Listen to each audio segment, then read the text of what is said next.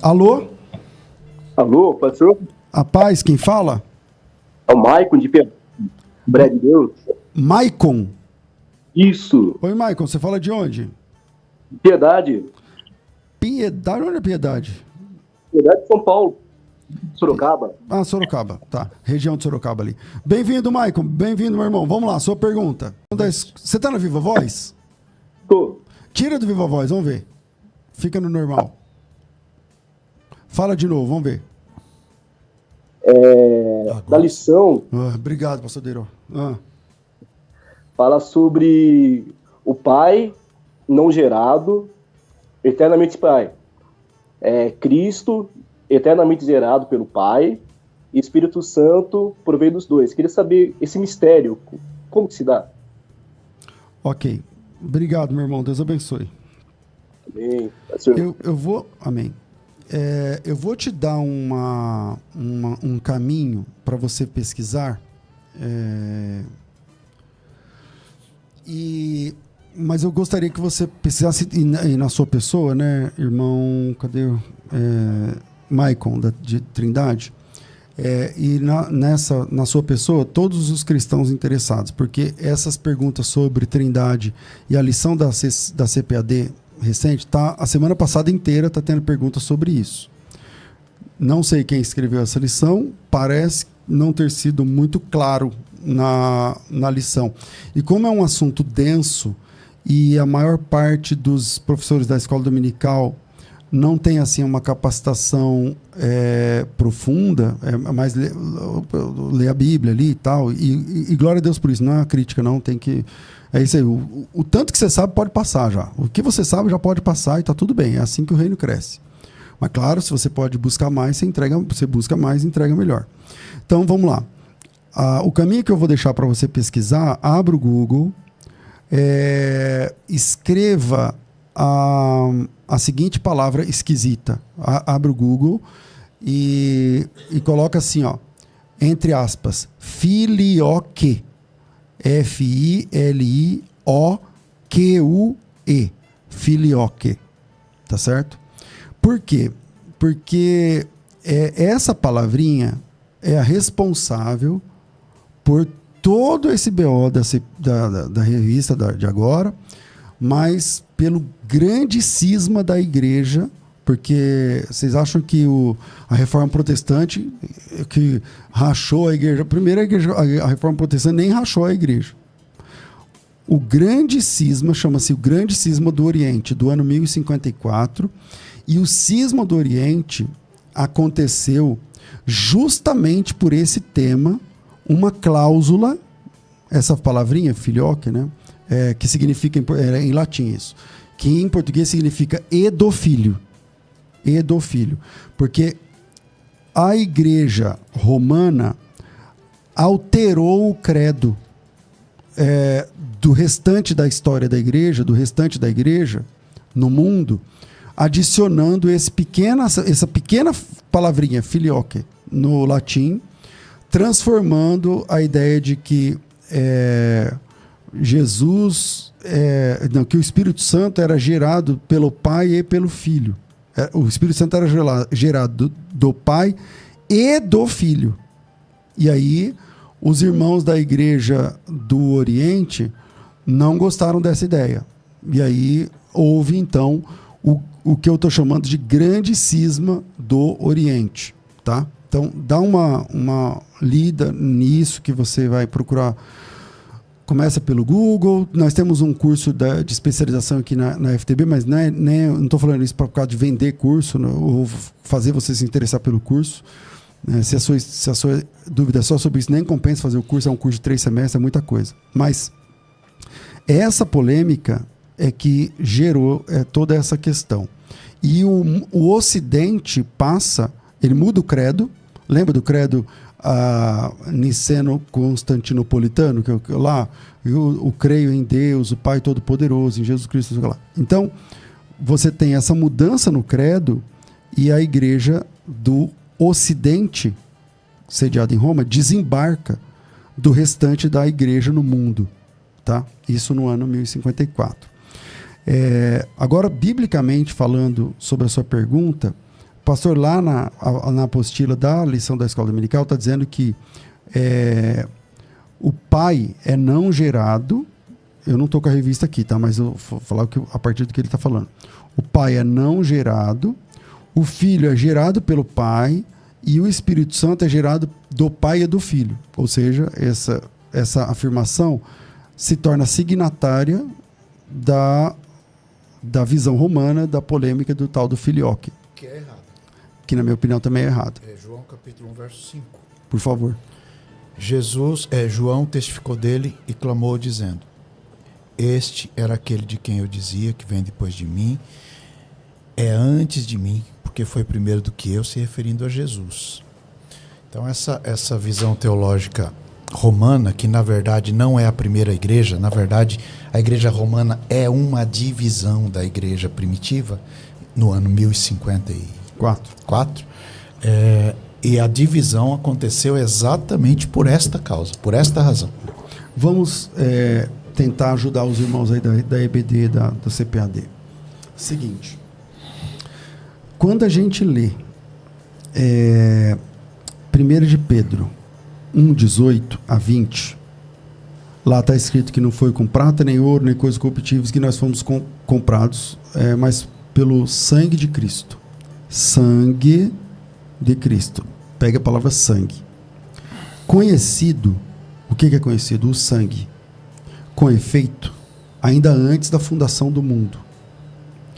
Se é antes da fundação do mundo, significa que é antes do haja luz. Se é antes do haja luz, então isso é antes da queda. Isso é antes da queda. Se é antes da queda, é antes da criação de Satanás.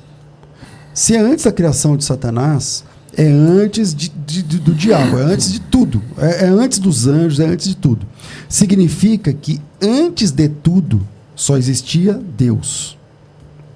E esse Deus que existe na doutrina cristã plenamente, em 3 pessoas distintas, Pai, Filho e Espírito Santo, esse Deus planejou a redenção antes da criação. Leio de novo o texto de 1 de Pedro, capítulo 1, versículo 18. Aliás, esse tema é o meu último tema da escola do Férias com Teologia.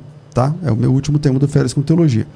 1,18. Sabendo que não foi mediante coisas corruptíveis, como prata ou ouro, que fosse resgatados do vosso fútil procedimento, que os vossos pais vos legaram, mas pelo precioso sangue, como de cordeiro sem defeito, sem mácula, sangue de Cristo, conhecido com efeito antes da fundação do mundo. Se o sangue de Cristo é conhecido antes da fundação do mundo, significa que antes da fundação do mundo, quando não existia nada, só existia Deus, não existia tempo, não existia espaço, não existia massa.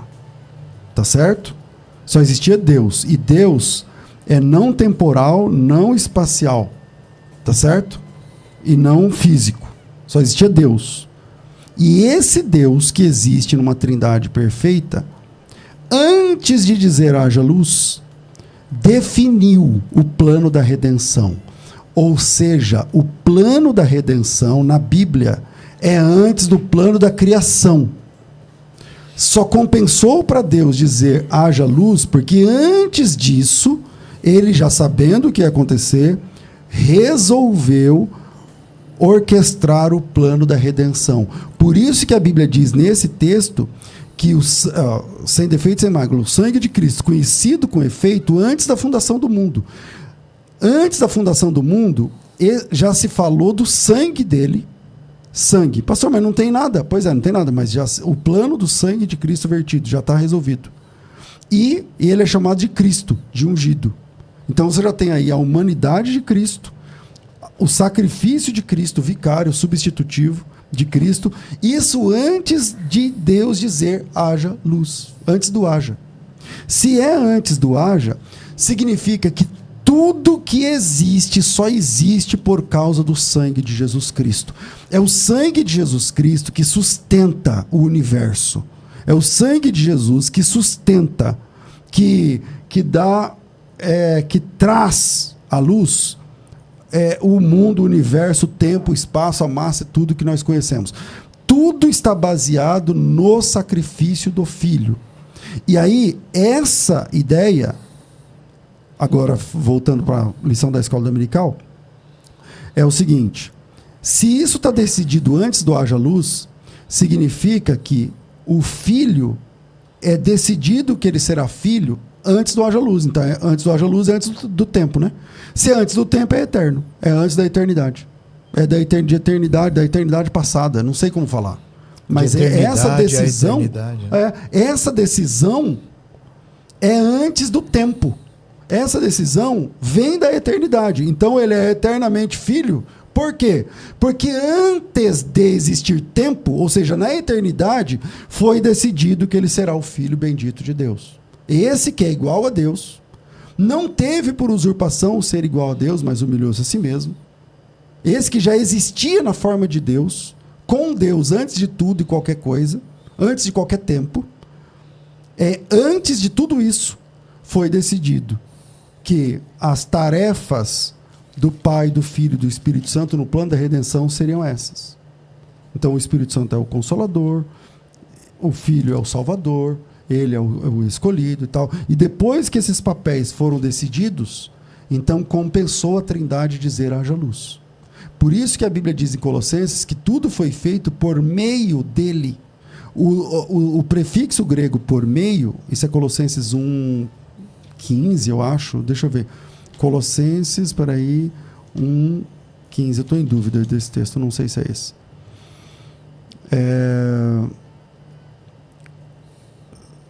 Versículo 15. Ele é a imagem do Deus invisível, primogênito de toda a criação, pois nele foram criadas todas as coisas e tal. Versículo 17. Ele é antes de todas as coisas, e nele tudo subsiste. Ele é o cabeça do corpo, a igreja, ele é o princípio, o primogênito de entre os mortos. Então, essa ideia de tudo foi feito por meio dele, por ele, para ele, aqui ó, versículo 16, tudo foi criado por meio dele. Há um prefixo no grego aqui, que é o prefixo dia. O prefixo dia, daí vem a palavra, por exemplo, diâmetro. O que é um diâmetro? É uma linha que atravessa o círculo. Daí vem a palavra diagonal. O que é um diagonal? Um risco que atravessa o quadrado ou o retângulo. Dia é através. Tudo foi feito através dele. Ou seja, tudo que existe está sustentado no sacrifício de Jesus Cristo. E o diabo também. E a pessoa má também. É o sangue de Jesus que sustenta o universo. É o sangue de Cristo que sustenta a existência. Como? Isso foi decidido antes da fundação do mundo. Por isso, ele é filho eternamente. Porque desde a eternidade foi acordado que ele seria o Redentor.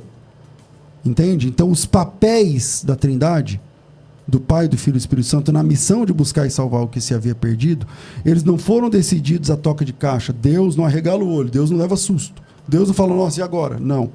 Tudo isso foi definido antes. Por isso, ele é filho eterno de Deus. Não que ele seja diferente de Deus. Ele é Deus. Porque existindo na forma de Deus, Filipenses 2:5, não teve usurpação o fato de ser igual a Deus, mas humilhou-se a si mesmo. Por quê? Porque o plano é anterior à própria criação. Então, não sei se me fiz entender, porque o assunto realmente é complexo. Eu comecei dando um caminho para estudar sobre a questão do filioque. Pastor Deiró. Bom, veja, Jesus é o eterno Filho de Deus. Quando você lê Provérbios 30, verso 4, a pergunta é assim: quem subiu ao céu e desceu? Quem encerrou os ventos nos seus punhos? Quem amarrou as águas na sua roupa? Quem estabeleceu todas as extremidades da terra? Qual é o seu nome? Vírgula. E qual é o nome do seu filho? Se é que o sabes. Quando você vai passear a partir daí, você vai encontrar, por exemplo, o Salmo 104, verso 3, ou o livro de Jó, capítulo 38, verso 4, próprio Deus falando. Mas quando você vai no Novo Testamento, em João, capítulo 3, verso 13, aí é mais assustador. Porque Jesus está dizendo, Jesus, não é outro que está dizendo, é Jesus. Ninguém subiu ao céu, senão o que desceu do céu, o Filho do Homem que está no céu.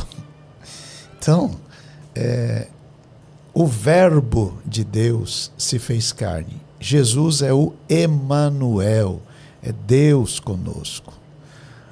Então, o Filho de Deus, o Filho do Homem, veio ao mundo para resgatar o homem que ele mesmo tinha feito. E como disse muito bem, com grande propriedade, o pastor César, lembrando o que escreveu o apóstolo Pedro, o sangue da nossa redenção foi conhecido ainda antes da fundação do mundo. E quando você lê o que Paulo escreve no livro de Romanos, ele diz que a nossa fé tem que estar no sangue de Jesus. Nossa fé está no sangue de Jesus, porque é o sangue que nos proporciona a redenção. Então, é uma matéria que eu penso que a Igreja Romana se equivocou, talvez por alguma conveniência, e por esta razão ela se divorciou da Igreja primitiva.